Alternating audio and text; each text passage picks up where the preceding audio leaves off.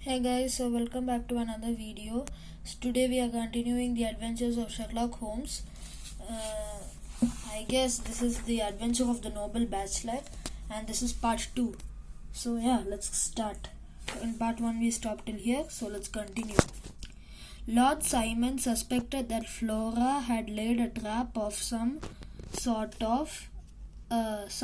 for his bride. Holmes agreed, saying that it was possible. Holmes asked the man if he was at the breakfast table and could see out of the window. He replied that he was there and could see the other side of the road and the park. Holmes told him to go home and said he would communicate with him later. He also claimed that he had solved the mystery, but details will be given later. Lord Simon left our quarters. Holmes told that he had arrived at a conclusion even before he met Lord Simon. I saw the case in light of similar cases and came to my notice in previous years. Hence I am able to arrive at some conclusion, he explained.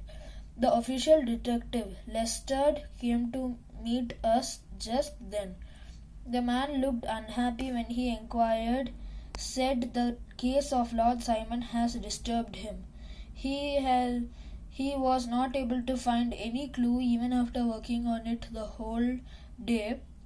They and even looked for the body of Lady Simon in the Serpentine, but no avail.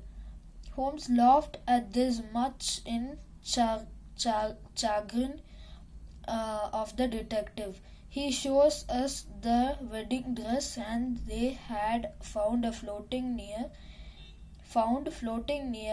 the margin. He also showed us the shoes.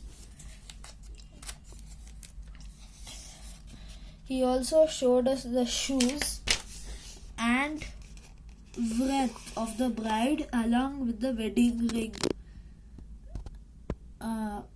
The police had also come to the conclusion that Flora Miller was involved in the disappearance of the bride. Holmes thought that it was unlikely that Flora was involved, but Lestrade showed us the note sent by Flora to bride summoning her. It clearly pointed the fact that Flora was involved in some way. Holmes took the note from Lestrade and after examining it, exclaimed, "This is indeed important." It was a fragment of a hotel bill on the back of which the note has been written. Lestrade was satisfied that Holmes now believed in his theory that Flora was a suspect. Before leaving, Lestrade threw a challenge at Holmes to get to the bottom of the matter before him. He said that he was just sitting near the fireplace. He could anticipate theories. Lestrade underestimated Holmes, and Holmes laughed at this. He called out, "Take my head, Lestrade. Lady Simon is a myth. There was never such a person." Lestrade, thinking that Holmes was out of his mind, walked out of the door. Holmes too left his house immediately after Lestrade and returned only after 9 p.m. In the meantime, a confecter arrived with a big box which contained a cold supper. It was laid on the table for us, and the confectioner left after telling me that the supper had already been paid for. Holmes looked satisfied with whatever he had found. The supper was for 5, and I was sure he was expecting company. We heard someone coming and saw that it was Lord Simon. "Are you sure about everything that you say, Mr. Holmes?" he asked. "Yes," replied Holmes. The man sat down in a dejected mood and wondered what would happen if news got out and the family member had been humiliated. Holmes tried to convince him that there was no humiliation at all, but Lord Simon was very upset about the whole matter. We heard the doorbell, and a lady and Mr. and Mrs. Francis Hay Moulton, molten. Lord Simon was surprised to see them and stood still. He did not even look at the lady who approached him. "Let me explain, Robert," said the lady to Lord Simon.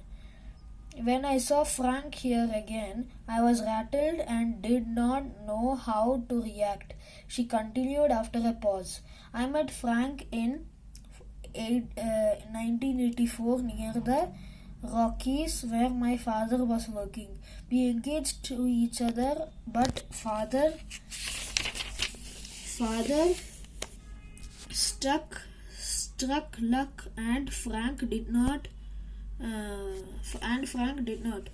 Father grew richer while Frank grew poorer, and father did not approve of the engagement any longer," she continued. "Father took me to San Francisco, but Frank followed me there too. He promised he will go away and try his fortune and will not come back unless he was rich. He was as rich as his father. But he wanted us to get married secretly before he left.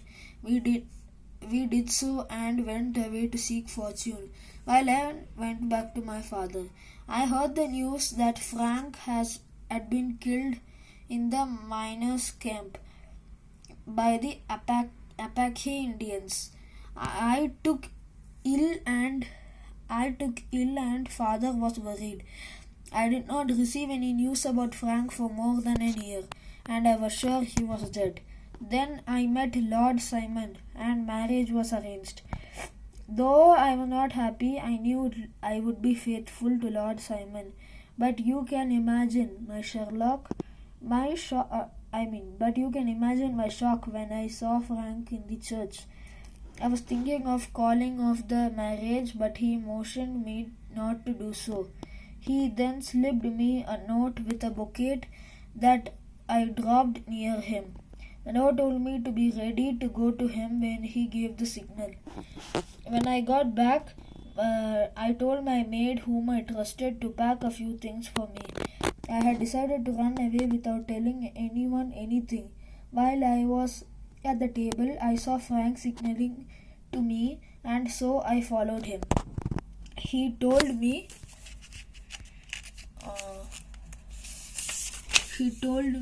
that he had been a prisoner of the Apaches. After escaping, he had followed me to England. So that's it for this part 2 of chapter 10, The Adventure of the Noble Bachelor. So yeah, from the book Adventures of Sherlock Holmes. So I hope you like the video. See you in the next video. Bye.